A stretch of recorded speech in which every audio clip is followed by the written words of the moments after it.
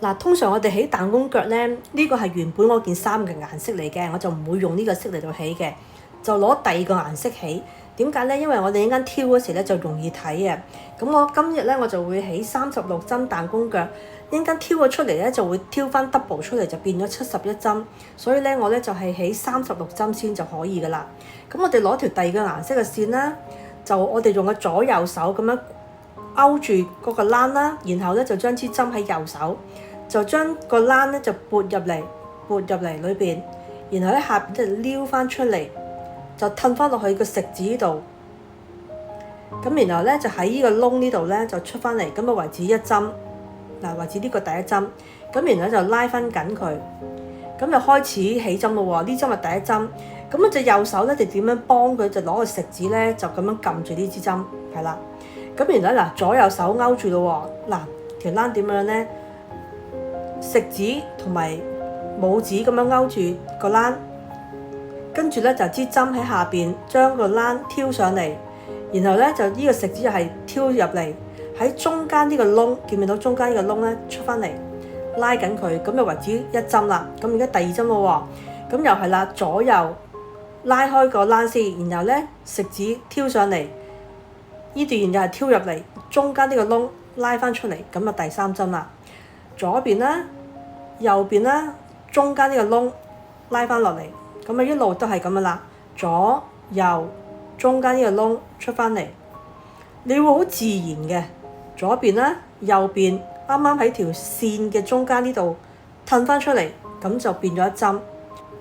嗱，而家咧我就起咗36針啦，咁就開始織咯喎。咁而家呢個紫色啊嘛，我哋就放低佢唔使織啦，就攞翻原本呢個欄嘅主色嚟到起咯喎。咁而家第一針係高針，記住就係攞翻原本呢個顏色嚟到織翻高針。咁你呢度咧條線咧就拉翻長啲，咁就開始起啦。高，咁呢一行記住係織高針喎嚇，成行就係織高針。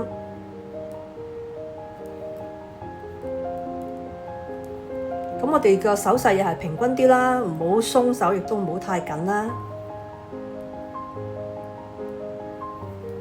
嗱，我有個竅門咧，就係提大家嘅，就係織到最尾呢一針。嗱，而家呢針係最後啲針高針，係咪？最後啲針高針，即係我哋呢個原本嘅顏色呢個高針咧，我哋咧就攞個扣針仔扣住佢。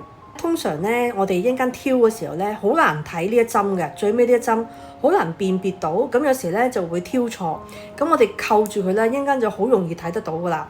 咁而家織完第一行咯喎，織完第一行反去後邊咧就係織全部都係低針啦。呢一行就全部織低針，咁啊照織過去。手勢亦都係要平均啲啦，唔好手鬆手緊啦。咁全部都係織低針嘅第二行，一共係織4行，第一行高，第二行低，第三行高，第四行低，第五行就開始挑噶啦。咁呢啲線咧，嗱呢啲欄咧，我哋咧就拉翻緊先，靚仔啲先。咁啊開始挑咯喎，咁大家朋友見到咧呢一行咧係高針嚟噶嘛，係咪？嗱，我哋第一針咧就照織翻高針先嚇，高針。咁然後第二針咧就織低針，點樣織低針咧？就唔係織翻原本啲針喎，就係喺我哋紫色呢個欄挑出嚟啦。咁點樣睇咧？第一針嘅紫色同第二針嘅紫色中間有一針藍色嘅，就係我哋本針嚟噶嘛，就挑嗰針藍色，睇到啊？挑個針出嚟。咁我哋通常咧就咁樣掹開條線，然後咧就挑，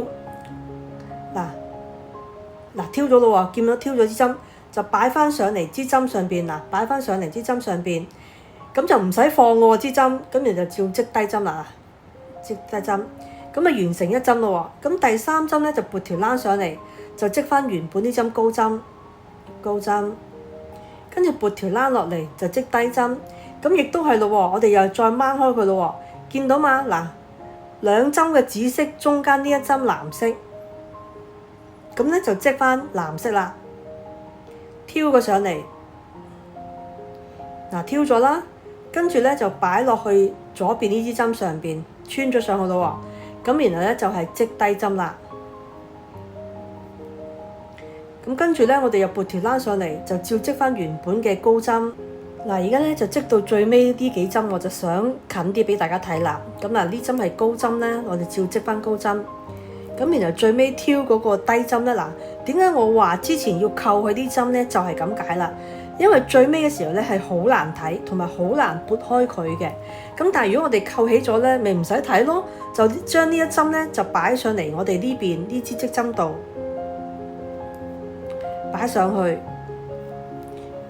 咁然後就照織翻低針，照織翻低針，咁就得噶啦，唔使撥開佢啦。所以咧，第一針織完嘅時候咧，我哋一定要扣呢一針，就方便我哋自己嘅啫。